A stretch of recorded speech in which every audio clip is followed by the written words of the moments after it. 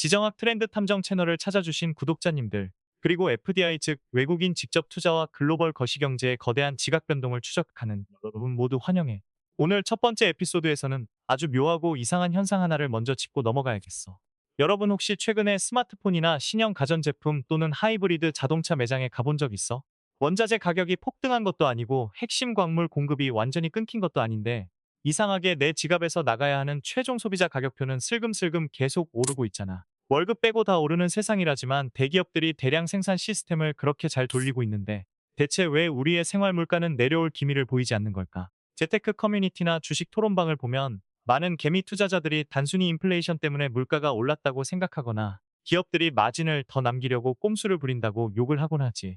하지만 내가 지정학 탐정의 시각으로 이 현상의 이면을 깊숙이 들여다보니까 진짜 주범은 엉뚱한 곳에 숨어 있었어. 그건 바로 우리가 매일 손에 쥐고 쓰는 기술과 제품의 고향 즉 세계의 공장이라 불리던 중국 제조업 공급망의 중심축이 뿌리째 흔들리고 있기 때문이야.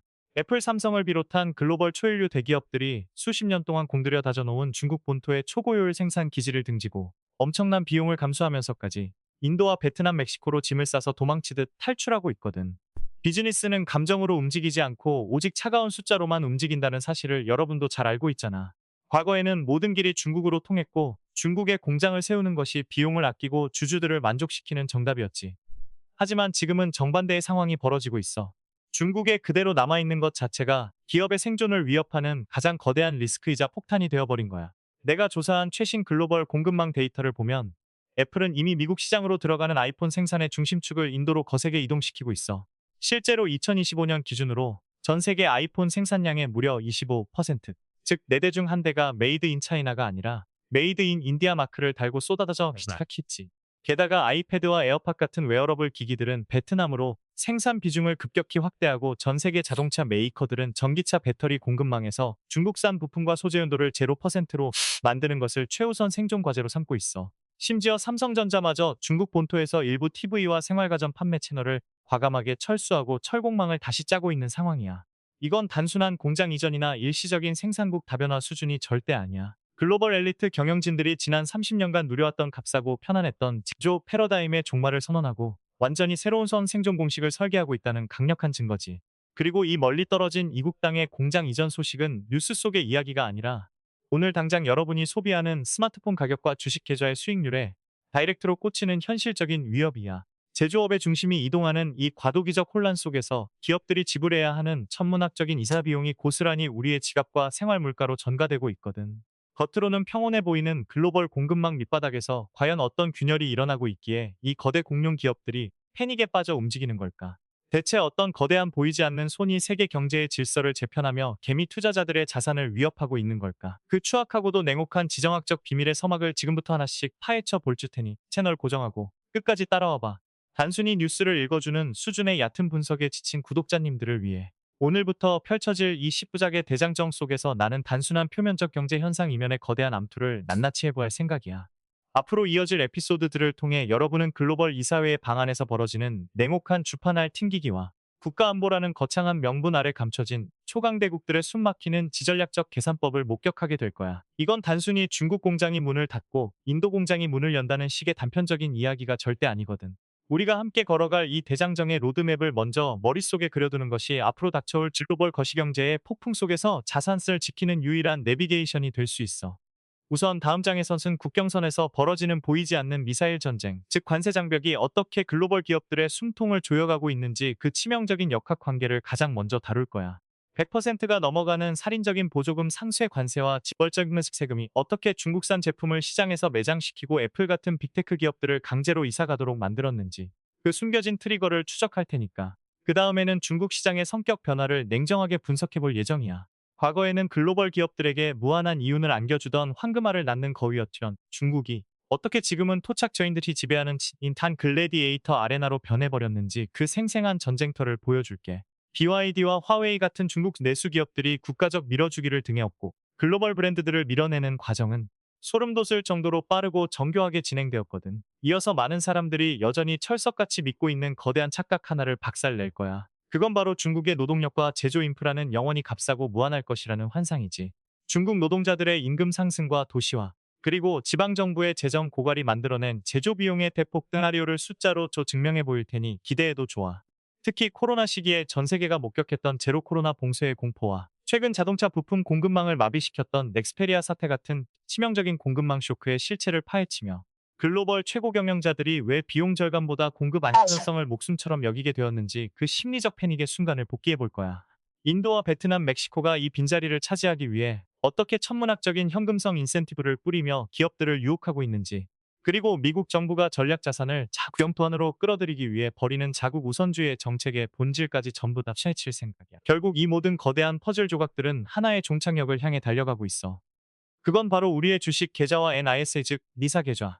그리고 당장 내일 아침 출근길에 마시는 커피 한 잔과 전기요금 고지서에 찍힐 숫자들의 변화지. 중국 중심의 일극 체제가 무너지고 사방으로 쪼개지는 다극화된 공급망 시대에 어떤 기업이 살아남아 떡상하고 어떤 기업이 리스크를 감당하지 못해 물려버릴지, 그 냉혹한 투자 시그널을 잡아낼 수 있는 눈을 길러줄게. 세상이 바뀌는 규칙을 먼저 읽어내는 사람만이 위기를 기회로 바꿀 수 있다는 건 만고의 진리잖아. 자, 로드맵은 완성되었어. 이제 본격적으로 세계 제조업의 심장부를 겨누고 있는 첫 번째 클날의 정체를 확인하러 갈 시간. 자, 이제 본격적으로 글로벌 기업들의 목을 죄어오는 첫 번째 거대한 덫, 관세라는 장벽의 진짜 무서움을 이야기해볼게. 독자님들, 하면 보통 뉴스에서나 나오는 딱딱한 세금 이야기처럼 들리지. 이걸 우리 일상으로 쉽게 바꾸어 생각해보자고. 매일 출근할 때 가볍게 지나다니던 고속도로가 하나 있어. 통행료가 몇백 원 수준일 때는 아무도 신경 안 쓰고 그 도로를 이용하지. 시간도 아끼고 효율적이니까. 그런데 어느 날 갑자기 톨게이트 소장이 바뀌더니 통행료를 10,000원, 20,000원, 심지어 50,000원으로 올려버리는 거야. 거기에 내 차가 특정 동네에서 만들어진 차라는 이유로 통행료를 100%더 내라고 억지를 부린다면 여러분은 어떻게 하겠어? 기름값을 아무리 아껴봤자 톨게이트에서 전 재산이 털리게 생겼는데, 당연히 기름값을 조금 더 쓰더라도 멀리 돌아가는 국도를 찾거나 직장 근처로 이사를 고민할 수밖에 없잖아. 지금 미중 갈등의 틈바구니 속에서 글로벌 대기업들이 마주한 현실이 딱 이 꼴이야. 과거에는 중국 공장에서 100만 원짜리 최첨단 가전제품이나 스마트폰을 만들어서 미국으로 보내면 아주 매끄럽게 통과됐어. 그런데 초강대국들의 패권 전쟁이 터지면서 국경선마다 살벌한 지정학적 톨게이트가 세워진 거지. 중국산이라는 꼬리표가 붙는 순간 관세를 50%, 100%씩 때려버리니까 미국 땅에 내리는 순간 제품 가격이 순식간에 200만 원으로 점프해버려. 이러면 공장 안에서 노동자들 쥐어짜고 마진 아껴가며 싸게 만든 모든 노력이 국경선 터미널에서 단 1초 만에 물거품이 되는 거야. 글로벌 시가총액의 황제인 애플이 왜 그 무거운 몸집을 이끌고 인도로 가고 베트남으로 가겠어? 애플의 최고 경영자인 팀 쿡은 공급망 관리에 있어서는 가히 신의 경지에 오른 인물이야. 그런 독종 같은 경영자가 바보라서 수십 년간 다져놓은 중국 정저우의 폭스콘 아이폰 시티를 놔두고 인도에 새로 땅을 파서 공장을 짓는 게 아니라든 거지. 지금 중국에 그대로 앉아서 아이폰을 찍어내다간 미국 국경을 넘을 때 날아올 관세 폭탄과 워싱턴 정가의 정치적 압박을 견디지 못하고 브랜드 자체가 침몰할 수 있다는 공포를 느낀 거야. 그래서 애플은 미국 시장으로 가는 물량을 지키기 위해 인도 공장에 조립 라인을 미치듯이 확충하고 있고, 에어팟이나 맥북 같은 핵심 제품들은 이미 베트남 북부의 거대 제조 벨트로 피난을 보내고 있어. 이건 기업들이 원해서 하는 아름다운 글로벌 확장이 절대 아니야. 살기 위해 팔다리를 깎아내며 도망치는 처절한 생존 게임이지.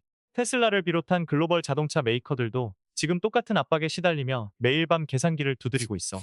전기차라는 물건은 배터리부터 모터, 그리고 아주 작은 센서 하나까지 수만 개의 부품이 톱니바퀴처럼 맞물려 돌아가는 거대한 생태계잖아. 그동안은 그 톱니바퀴의 핵심 공급처가 전부 중국에 있었는데, 이제는 중국산 부품을 단 하나라도 섞었으면 보조금을 전면 박탈하겠다는 무시무시한 법안들이 기업들을 사방에서 압박하고 있어. 결국 관세라는 보이지 않는 미사일이 글로벌 공급망의 지도를 통째로 찢어발기고 있는 상황인 거지.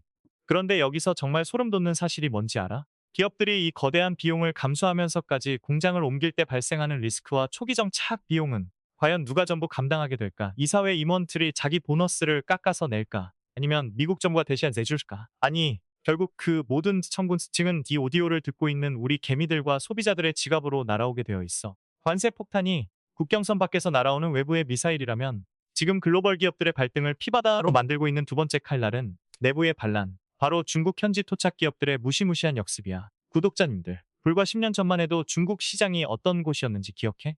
글로벌 대기업들에게 중국은 한마디로 앉아서 돈을 쓸어 담는 황금알을 낳는 거위였지. 미국과 유럽의 자동차 회사들이 신형 세단을 출시하기만 하면 중국의 신흥 중산층들이 지갑을 열고 줄을 섰고, 삼성과 애플의 프리미엄 스마트폰은 부의 상징으로 대접받았잖아. 공장 지으라고 땅도 공짜로 빌려주고 세금도 깎아주던 그 시절. 중국은 생산 기지이면서 동시에 전 세계에서 가장 탐스러운 소비 시장이었어. 하지만 지금의 중국 시장은 완전히 성격이 바뀌어버렸어. 옛날에 달콤한 로맨스는 끝났지. 이제 중국은 외국 기업들이 와서 편하게 돈을 벌어가는 낙원이 아니라 목숨을 걸고 싸워줘 살아남기 힘든 잔인한 글래디에이터 아레나. 즉 검투사들의 피 비린내 나는 전쟁터가 되어버린 거야. 이 전쟁의 선봉에 서 있는 게 바로 자동차 산업. 특히 전기차 시장이야. 일본의 자동차 거인들. 혼다, 토요타, 닛산 같은 브랜드는 오랫동안 특유의 연비와 내구성을 앞세워 중국 도로를 완전히 지배해왔어. 그런데 판이 뒤집히는 건 순식간이더라고. BYD를 필두로 한 중국 현지 전기차 업체들이 무서운 속도로 성장하면서 기존의 전통 강자들을 사정없이 밀어내기 시작했지. 예전에는 우리가 중국산 자동차라고 하면 성능도 떨어지고 디자인도 엉성한 저구질 제품이라고 비웃었잖아. 우리 개키미들도 주식 리포트 보면서 중국차가 어떻게 토요타를 이기냐고 콧방귀를 꼈었지. 하지만 지금 현장에서 벌어지는 현실은 정반대야. 중국산 전기차는 리튬 인산철 배터리 기술력과 화려한 실내 디스플레이, 그리고 자율주행 소프트웨어까지 탑재하고도 가격은 유럽이나 일본차의 절반 수준으로 덤벼들고 있어. 중국 소비자 입장에서 냉정하게 주파나를 튕겨보는 거지. 아무리 전통의 혼다가 믿음직하다고 해도 옵션도 빵빵하고 스마트폰 연동도 완벽한 중국산 전기차가 가격까지 훨씬 싼데 굳이 2배 가까운 돈을 내고 외국 브랜드를 살 이유가 있겠냐는 말이야. 이 질문 하나가 시장의 판도를 완전히 바꿔놓았어. 혼다가 중국 현지 공장의 가동률을 대폭 줄이고 생산 체제를 축소하는 건 단순한 한 기업의 판매 부진이 아니야. 서구식 성공 방정식이 더 이상 중국 땅에서 통하지 않는다는 강력한 사망 선고지. 스마트폰 시장은 또 어떻고? 프리미엄의 절대 강자였던 애플마저도 중국 애국 소비의 상징인 화웨이의 부활과 가성비로 무장한 샤오미, 오포, 비보의 파상 공세에 밀려 점유율 방어에 비상이 걸렸어. 중국 정부와 공공기관 안에서는 대놓고 외국산 스마트폰을 쓰지 말라는 암묵적인 규제의 분위기까지 감돌고 있지.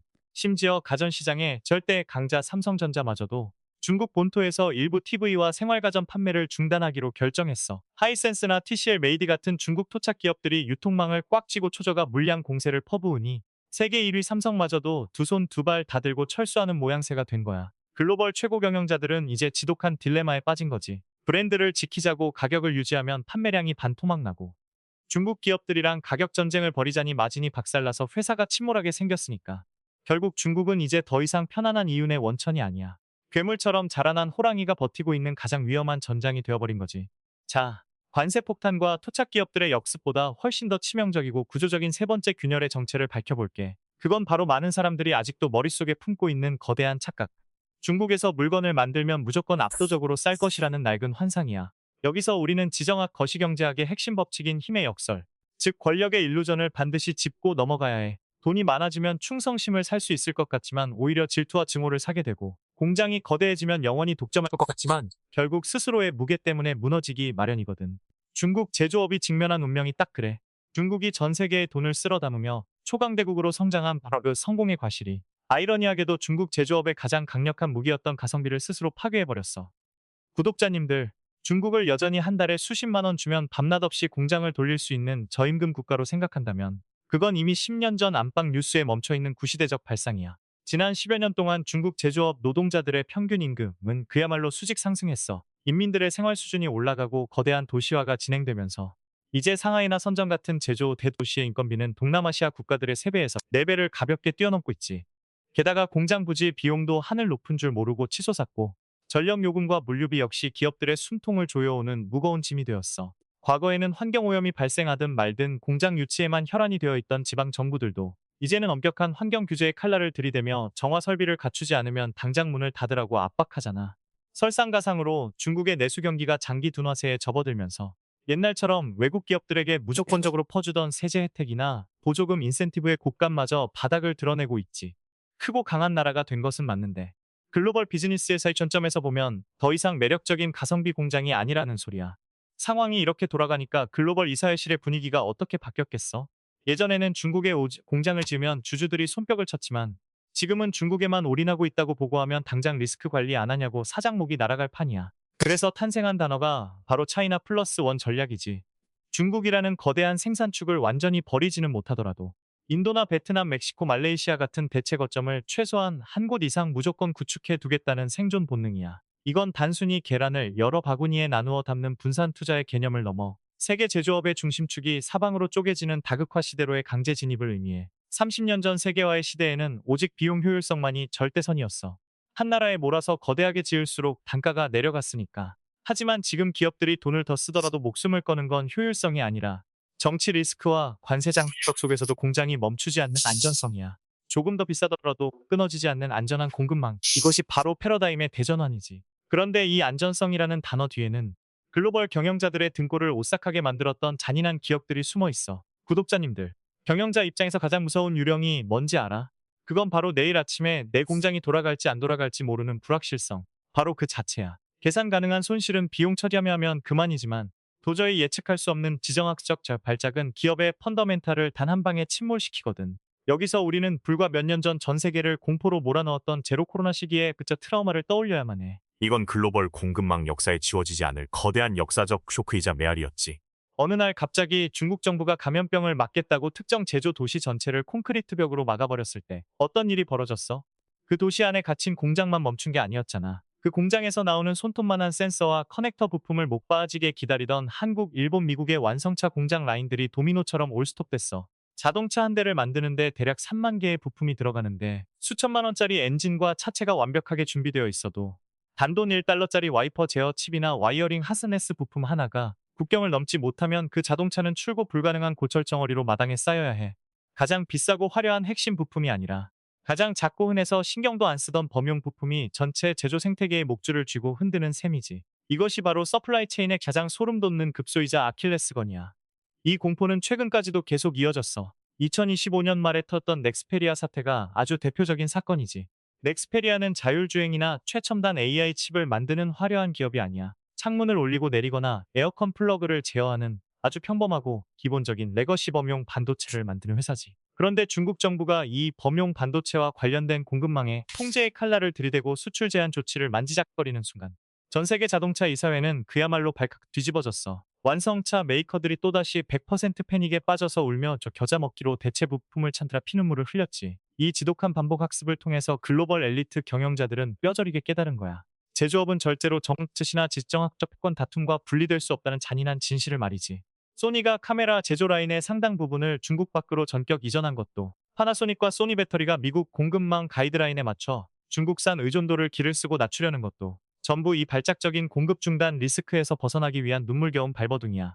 자, 상황이 이쯤 되니까 우리 주식 개미들과 일반 시민들의 머릿속에는 자연스럽게 이런 불안한 질문들이 떠오를 수밖에 없지. 아니, 그래도 중국이 세계의 공장인데 거기를 빠져나오면 물건값은 도대체 얼마나 더 오르는 거야? 인도가 정말 중국의 그 엄청난 인프라를 대신할 수 있기는 한 거야? 중국이 이대로 쫄딱 망해서 세계 경제가 다 같이 파멸로 가는 거 아냐? 이 불안함이 가득한 질문들에 대해서 이제 냉혹한 지정학적 돋보기를 들이대고 아주 차갑고 직설적인 현실 답변을 내려줄 차례야. 주식 토론방이나 자극적인 유튜브 썸네일만 보면 당장 내일이라도 중국의 모든 공장이 무너지고 경제가 폭망해서 문을 닫을 것처럼 난리를 치잖아. 하지만 내가 지정학 탐정으로서 시장의 차가운 데이터와 물류 네트워크를 들여다본 결론부터 말하자면 절대 아니야. 중국이 하루아침에 제조업 지도에서 사라질 것이라는 생각은 거시경제를 너무나도 일차원적으로 바라보는 위험한 착각이자 대단한 난센스지. 우리가 여기서 냉정하게 구분해야 할 핵심 단어가 바로 탈중국과 중국 축소의 차이야. 뉴스에서는 탈중국이라는 자극적인 단어로 대중의 공포와 말초신경을 자극하지만 실제 글로벌 기업들이 대가리를 맞대고 짜내고 있는 현실적인 시나리오는 중국의 비중을 서서히 줄여나가는 리스크 헤징 공작에 가까워. 독자님들, 중국이 지난 30년 동안 쌓아올린 제조 생태계가 얼마나 지독하고 거대한지 알아? 단순히 인건비가 싸서 세계의 공장이 된 게 아니야. 거미줄처럼 촘촘하게 깔린 고속도로와 초고속 철도망, 세계 최대 규모의 컨테이너 항만 시설은 기본이고 공장 문을 열고 나가면 200m 안에 나사부터 센서 장비까지 온갖 부품을 곧바로 조달할 수 있는 협력업체 벨트가 수만 개씩 밀집해 있어. 게다가 갑작스럽게 글로벌 주문이 100만 대, 2천만 대씩 폭증해도 단 일주일 만에 숙련된 노동자와 엔지니어 수만 명을 현장에 쥐어짜듯 투입할 수 있는 나라는 전 세계에 오직 중국밖에 없지. 냉정하게 말해서 지금 급부상하고 있는 인도나 베트남, 멕시코는 이런 정밀한 부품 조달 밀도와 대량 생산의 속도전 측면에서 아직 중국의 발끝에도 미치지 못하는 게 현실이야. 그렇기 때문에 애플이나 테슬라 같은 영악한 대기업들도 중국을 통째로 버리는 짓은 감히 엄두도 내지 못하고 있어. 중국을 버리는 순간 자신들의 분기 실적과 주가도 같이 골로 간다는 걸 누구보다 잘 아니까. 하지만 진짜 무서운 변화는 눈에 보이는 화끈한 파멸이 아니라 서서히 피가 말라가는 만성 실열 상태야. 대기업들이 기존에 지어놓은 중국 공장은 그대로 돌려 겉보기에는 공장 굴뚝에서 연기가 나고 수출 컨테이너가 나가니까 아무 일도 없는 것처럼 보이지. 하지만 진짜 핵심은 미래를 위한 신규 투자 자금과 다음 세대 최첨단 제품의 설계 도면이 더 이상 중국 땅으로 들어가지 않는다는 점이야. 새로운 공장은 인도로 가고 추가적인 생산 라인은 베트남으로 빠지고 북미 시장을 겨냥한 핵심 기지는 멕시코에 세워지고 있어. 중국에는 낡은 9세대 설비만 남겨둔 채 제조업의 성장 엔진과 미래의 부가가치는 소리 소문 없이 다른 나라로 이동하고 있는 상황인 거지. 이건 한 번에 퀵하고 터지는 폭탄보다 중국 경제에 훨씬 더 치명적이고 잔인한 독약이야. 자, 그렇다면 이 거대한 축의 이동 과정에서 우리 대한민국 경제와 여러분의 소중한 주식 계좌에는 구체적으로 어떤 초대형 태풍이 몰아치게 될까? 대체 어떤 섹터를 붙잡아야 살아남고 어디에 물려야 패닉셀을 치지 않을지 그 지갑의 생존 지도를 지금부터 아주 디테일하게 그려줄 테니 정신 똑바로 차리고 들어봐. 드디어 우리 개미 투자자들과 구독자님들의 가장 민감한 부위, 즉 지갑과 한국 정시의 운명이 걸린 아주 지독한 현실 이야기로 들어가 보자고. 세계의 공장인 중국의 힘이 빠지고 공급망이 사방으로 찢어지는 이 거대한 지각 변동은 대한민국 경제와 우리 주식 계좌의 단기적인 축복일까 아니면 잔인한 저주일까? 결론부터 말하면 이건 가슴이 웅장해지는 단기적 기회와 등골이 오싹해지는 장기적 파멸 리스크가 공존하는 완벽한 양날의 검이야.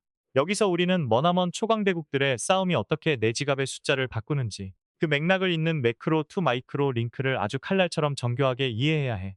우선 첫 번째로 눈에 보이는 시나리오는 한국 기업들에게 찾아온 내 거대한 불로소득 같은 기회지. 미국과 유럽 연합이 안보라는 방패를 앞세워서 중국산 배터리나 반도체 그리고 핵심 부품의 100%가 넘는 징벌적 관세를 때리며 시장에서 매장시키고 있잖아. 이렇게 되면 글로벌 완성차 메이커나 빅테크 기업들 입장에서는 울며 겨자 먹기로 중국산을 대체할 수 있는 고품질의 공급처를 찾아 전 세계를 뒤질 수밖에 없다. 그때 가장 먼저 레이더망에 걸리는 게 누구겠어? 기술력 있고 대량 생산 능력을 검증받은 대한민국의 반도체, 2차 전지, 그리고 자동차 전장 부품 섹터지. 중국산 리스크 때문에 발을 동동 구르던 서구권 대기업들의 신규 주문서가 우리 한국 공장으로 쏟아지는 그야말로 반사이익의 떡상 시나리오가 열리는 거야.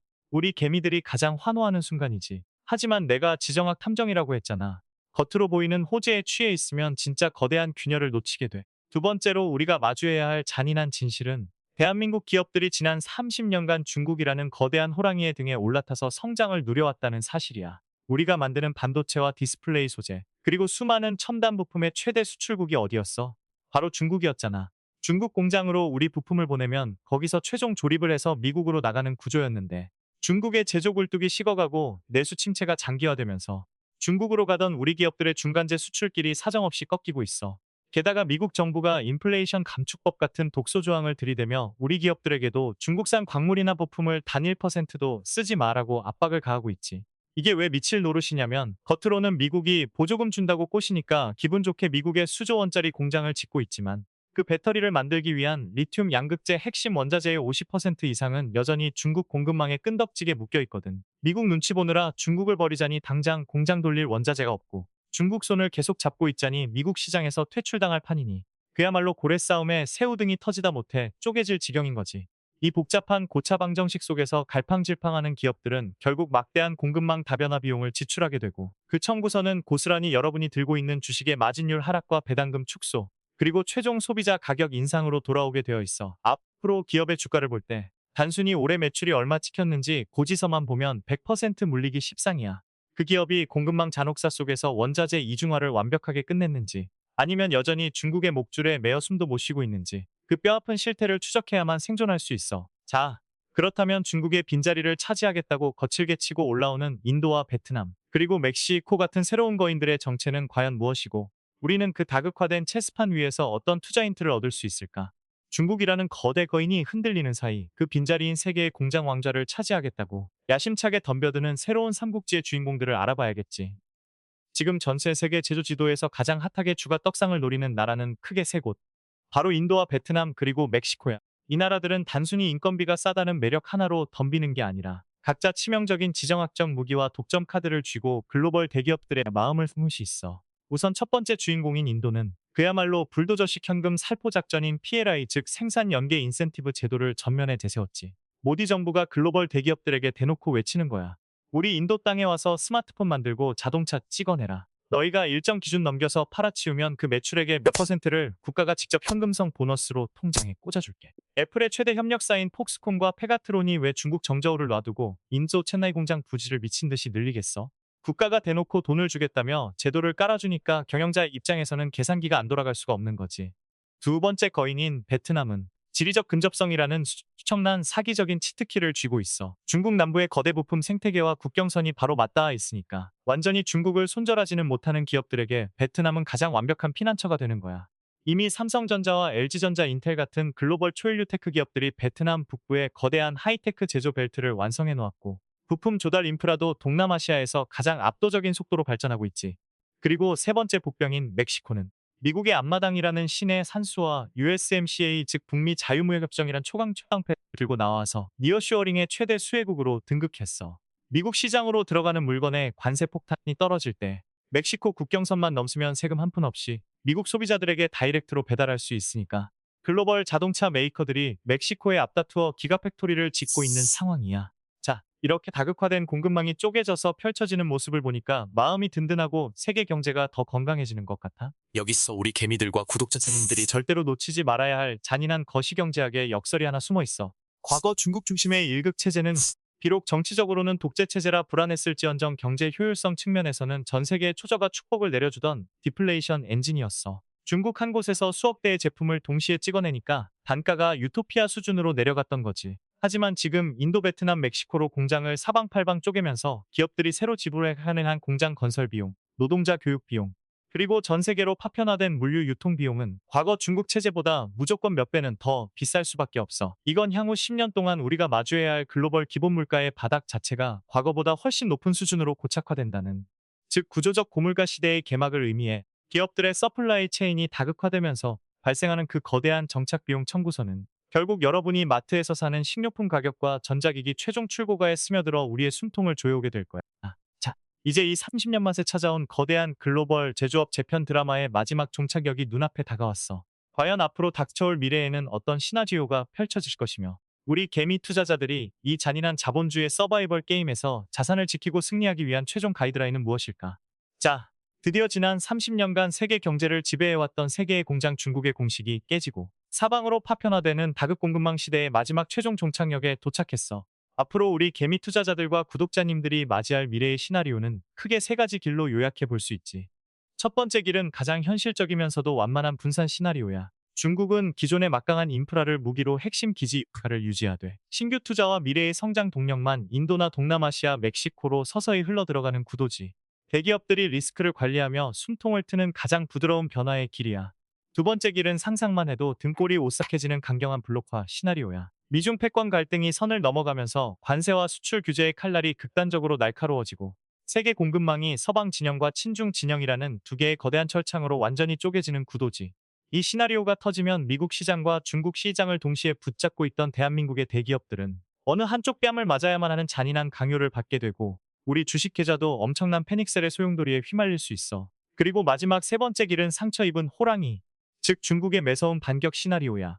중국은 절대로 순순히 왕좌를 내어주지 않을 거거든. 전기차 배터리의 원자재 독점권과 리튬 히토류 같은 핵심 광물의 목줄을 쥐고 해외로 직접 영토를 넓혀가며 글로벌 공급망을 교란하는 역습 카드를 꺼내 들 수 있지. 결국 탈중국이라는 단어는 한 시대의 끝이 아니라 훨씬 더 잔인하고 예측 불가능한 뉴 노멀 경쟁의 시작을 의미하는 신호탄이었던 셈이야. 이제 뉴스를 볼 때 단 한 줄의 헤드라인도 다르게 읽을 수 있는 안목이 생겼을 거라 믿어. 어떤 대기업이 인도에 공장을 짓고 베트남 생산을 늘린다는 소식은 단순한 비용 아끼기 꼼수가 아니라 거대한 전쟁터에서 살아남기 위해 길을 쓰고 방패를 세우는 지정학적 생존 투쟁이니까. 마지막으로 내가 지정학 탐정으로서 여러분에게 꼭 전하고 싶은 잔인한 자본주의의 철칙이 있어.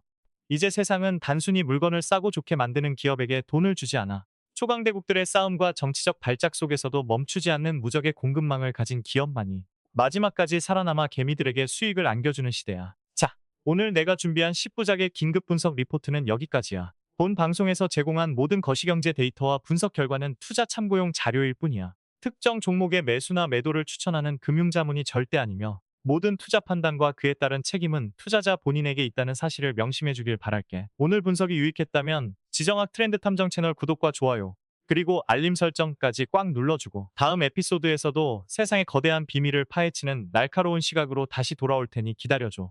지갑을 지키는 지정학 탐정 여기서 인사할게. 안녕.